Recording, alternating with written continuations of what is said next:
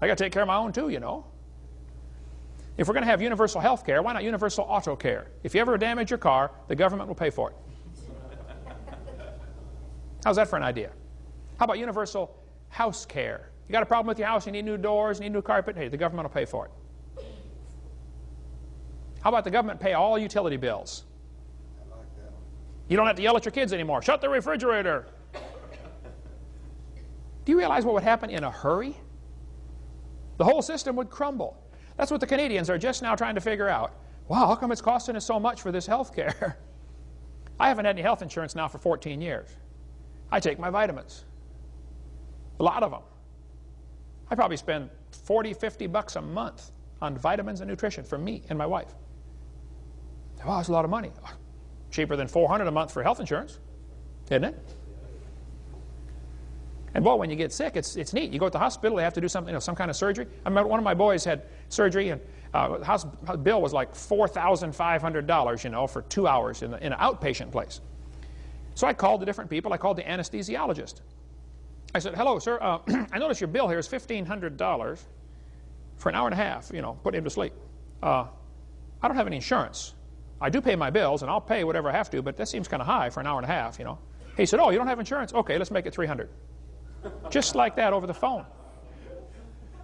I called the place that had the room, you know. I'm sure they had to change the sheets and put some new Band-Aids out and stuff, you know. And I said, listen, I saw your bill here was like, you know, $1,800. That seems kind of high for an hour and a half, you know, for your room. I said, I don't have any insurance. They said, oh, you don't? Okay, let's make it $400. I got the bill down from, I think, $4,500 down to about $1,000, just over the phone with 5 phone calls.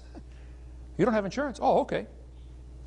The more people have insurance, the more it raises the price of everything. Now, I'm not against health insurance, okay, but I'm saying the philosophy here is what's important to understand. We got this crazy idea that the government's supposed to provide everything. Well, they'll be glad to do that, but along with that, they're going to take away all your freedoms. Our founding fathers said, we hold these truths to be self-evident. All men are created equal. For instance, who gives you the right to have a church? Then why do we ask the government for permission? You know, just about every church in America now has become 501c3 incorporated because they want to get a government handout. You ought to get the book Hush Money, or the bigger version of it, In Caesar's Grip, by Peter Kershaw, a good friend of mine. You want to find out all the dangers of 501c3 incorporation. The church doesn't have to get incorporated, but if you do get incorporated, you better not preach against certain things from your pulpit. Did you know if you're an incorporated church and you preach against homosexuality, IRS will pull your tax-exempt status? Churches are tax-exempt anyway. What are we asking them that for? Come on. I'll read the book if you want more on that. Patrick Henry said, it cannot be emphasized too strongly that this great nation was founded by Christians, not on religions, but on the gospel of Jesus Christ. See, the other philosophy of government is based on creation thinking, which says laws come from the Creator, rights are unalienable, and the government should be limited to the punishment of evildoers and defense, the only 2 legitimate functions of government. They're not supposed to provide everything for you.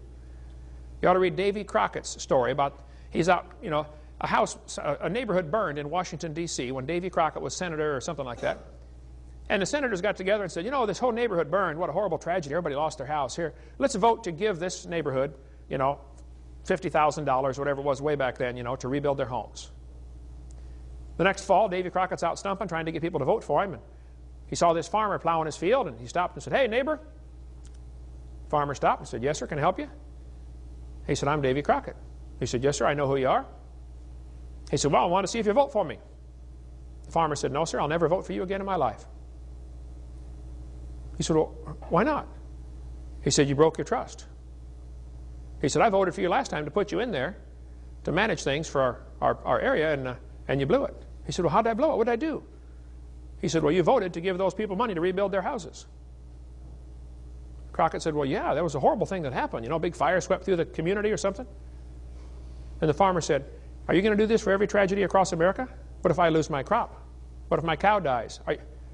This is a slippery slope, folks. There's no way out of this one. You have no business to give away our money. Now, if you congressmen want to get together and pool your money and give those folks some money, you go ahead. We've entrusted you to manage our money.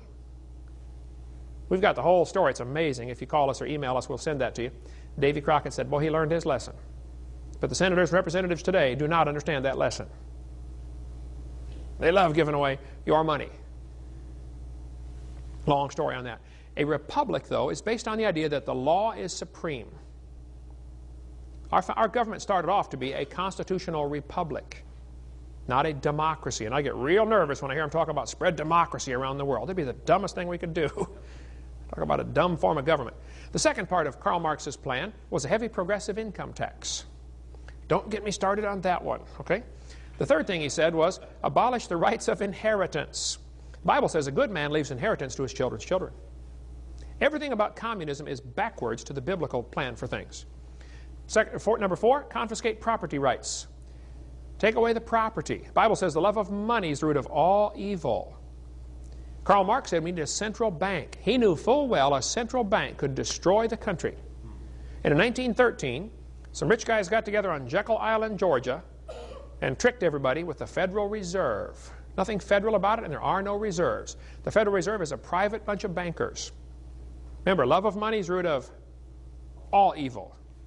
Got a whole lot more on that in our college class, CSE 103. Number 6, government ownership of communication. That's why we have an FCC, Federal Communication Commission.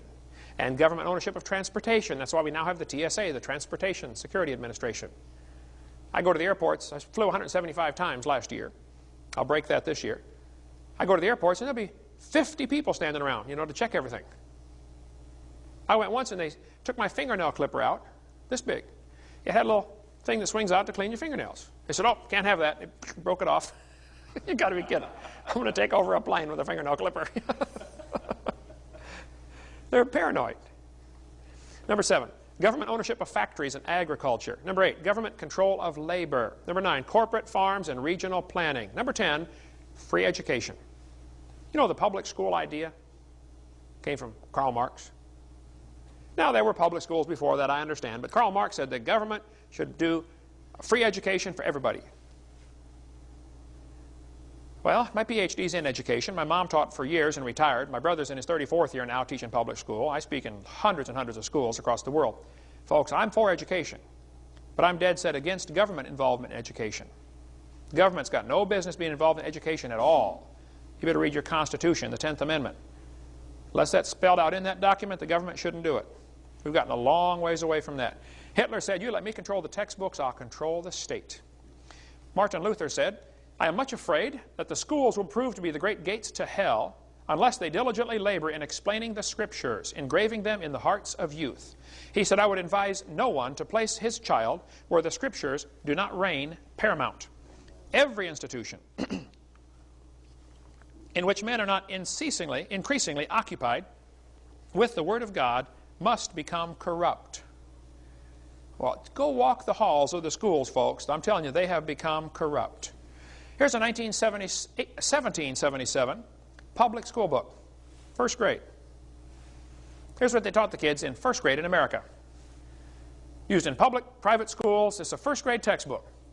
Here's how they learn the alphabet. In Adam's fall, we sinned all. Back then they made the S like a letter F, okay?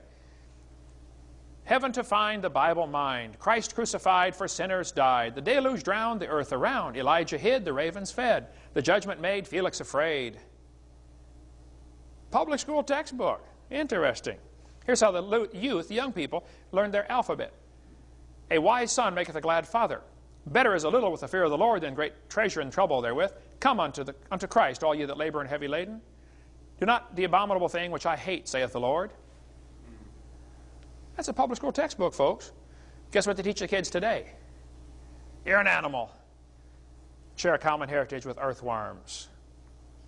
Here's a textbook that has over 100 pages devoted to evolution theory. Not one mention of creation or God any place in the book. Not one. What has happened, folks? The United Nations has already declared. They had a World Declaration on Education for All in 1990, called for the nations of the world to adopt a common education system, complete with implementation timetables and recommended curriculum. In our own nation, Goals 2000, School to Work, and the elementary and secondary